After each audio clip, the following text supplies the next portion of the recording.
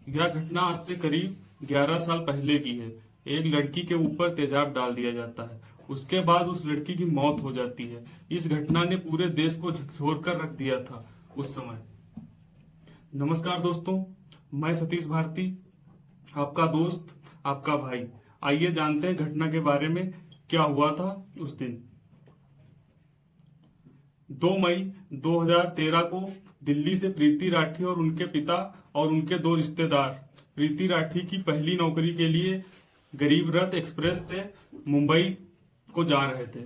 जैसे ही Bandra railway station पर उतरे, तभी एक लड़का सामने से आता है जिसने अपना चेहरा रुमाल से ढका हुआ था। आगे आया और प्रीति के ऊपर तेजाब फेंक देता है और प्रीति राठी 15% तक जल गई और प्रीति के गले में अंदरूनी गहरी चोटें आ गई क्योंकि प्रीति ने तेजाब निगल लिया था। प्रीति राठी कोलाबा के अश्विनी अस्पताल में नर्स के तौर पर अपनी पहली नौकरी के लिए दिल्ली से मुंबई आई थी। उसके बाद तुरंत प्रीति राठी को अस्पताल में एडमिट कराया जाता है। प्रीति राठी अस्पताल में अपने जिंदगी के लिए संघर्ष कर रही थी। अपने परिवार और अस्पताल के कर्मचारियों से लिखित नोटों के जरिए बात कर रही थी क्योंकि हमले के बाद प्रीति की दाईं आंख पूरी तरह खराब हो गई थी और वह अपनी बाईं आंख खोलने में असमर्थ थी। प्रीति राठी अस्पताल में अपनी जिंदगी के लिए संघर्ष कर रही थी।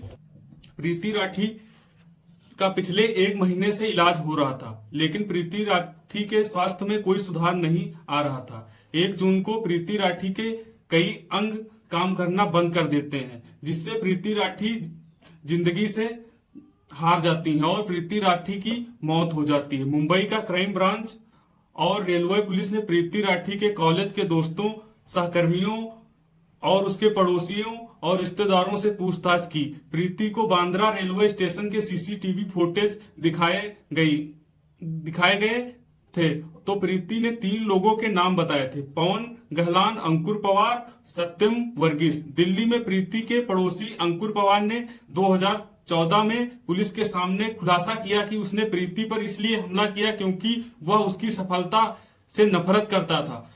उसके बाद माता पिता उसे उसके जितना सफल न होने के लिए ताना मारते थे। उसने प्रीति राठी से शादी करने का प्रीति को प्रस्ताव दिया था, जिसको प्रीति ने ठुकरा दिया था। अंकुर पवार की मां प्रीति राठी के घर आती जाती रहती थी क्योंकि वे दोनों पारिवारिक मित्र थे। चूंकि उनका अपना बेटा बेरोजगार था, इसीलिए पवार की मां अंकुर को ताना मारती थी और उसकी तुलना प्रीति से करती थी। इससे अंकुर को बहुत गुस्सा आता था। पुलिस जांच में पता चला कि अंकुर उड़ीसा के एक निजी विश्वविद्यालय से होटल मैनेजमेंट में स्नातक किया था और उसने अपनी शिक्षा पर बहुत रुपया खर्च किया हुआ था। फिर भी वह बेरोजगार था, इसीलिए उसके माता पिता उसको ताने देते थे। अंकुर पवार की मां को पता चला कि प्रीति राठी की सैलरी 50,000 रुपए होगी। उन्होंने अंकुर को फिर से ताना मारा। इससे अंकुर काफी नाराज हुआ। अंकुर ने दिल्ली इलेक्ट्रिसिटी सप्लाई अंडरटेकिंग के नजदीकी ऑफिस से बैटरी एसिड चुराया था। उसकी मां ने उसे बताया था कि प्रीति 1 मई को गरीब रथ से मुंबई जा रही है। वह बिना टिकट ट्रेन में चढ़ गया और उस पर एसिड फेंकने के लिए सही मौके की तलाश में था। जैसे ही प्रीति बांद्रा रेलवे स्टेशन पर उतरी, उसने अपना चेहरा रुमाल से ढक लिया और उस पर हमला कर दिया। दिलचस्प बात यह थी कि प्रीति राठी द्वारा नामित सभी संभावित आरोपियों में से अंकुर पवार से शुरू में पुलिस ने कोई पूछताछ ही नहीं की थी। मामले की जांच कर रहे जीआरपी अधिकारी ने पवन गहलान को गिरफ्तार किया, जिसके बाद अदालत ने रिहा कर दिया। वर्गीस से पूछताछ की गई, लेकिन अंकुर से अभी तक कोई पूछताछ नहीं की गई थी। पुलिस ने केवल अंकुर के पिता नारायण लाल के बयान लिए, जिन्होंने दावा किया कि उनका बेटा उस समय हरिद्वार में था और 5 स्टार होटल में इंटरव्यू के लिए गया हुआ था। रेलवे पुलिस और मुंबई क्राइम ब्रांच ने अंकुर पवार के बयान लेने के बाद अंकुर की तस्वीरें प्रीति के पिता अमर सिंह राठी को दिखाई, जिन्होंने बताया कि उन्होंने अंकुर को ट्रेन में कहीं नहीं देखा था, इसीलिए पुलिस ने उससे पूछताछ नहीं की थी। अंकुर ने बताया कि जिस समय प्रीति पर हमला हुआ था, उस समय वह हरिद्वार में इंटरव्यू देने गया था, लेकिन वह रेलवे क्राइम ब्रांच ने हरिद्वार के उस होटल में पूछताछ की तो उन्होंने इस बात से इनकार कर दिया कि हमारे यहाँ कोई इंटरव्यू ही नहीं हुआ।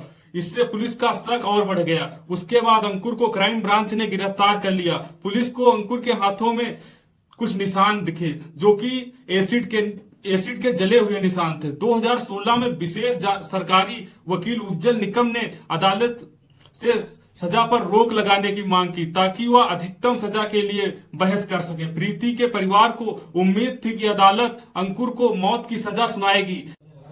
सितंबर 2016 में मुंबई सेशन कोर्ट ने अंकुर को प्रीति की हत्या के लिए दोषी ठहराया। उसे मौत की सजा सुनाई गई। एसिड अटैक मामलों पर कानून में नए संशोधन के बाद यह पहली बार था कि किसी एसिड अटैक में जब किसी आरोपी को मौत की सजा सुनाई गई थी। यहां तक कि फैसले के दिन भी अंकुर पवार को 2013 में प्रीति राठी पर तेजाब फेंकने और उसे दर्दनाक मौत देने का कोई पछतावा नहीं था।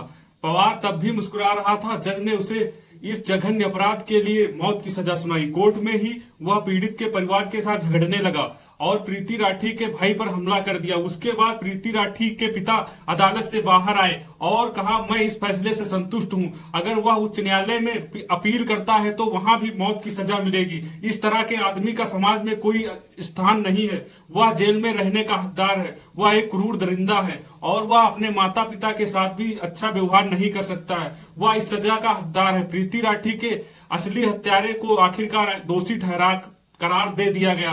पवन के खिलाफ सभी संदेह तब खत्म हो गए जब अंकुर को दोषी ठहराया गया। क्राइम ब्रांच ने प्रीति के पड़ोसी अंकुर पवार को गिरफ्तार किया, जिससे दोषी ठहराया गया। हालांकि संभावित नौकरी और विवाह संबंध खोने के बाद पवन अवसाद में चला गया। उसके बाद 2019 में बॉम्बे हाईकोर्ट ने 2013 के मामले में अंकुर पवार की सजा को आजीवन कारावास में बदल दिया। बहुत बहुत धन्यवाद। अगर कहानी पसंद आई तो लाइक करें और चैनल को सब्सक्राइब करें।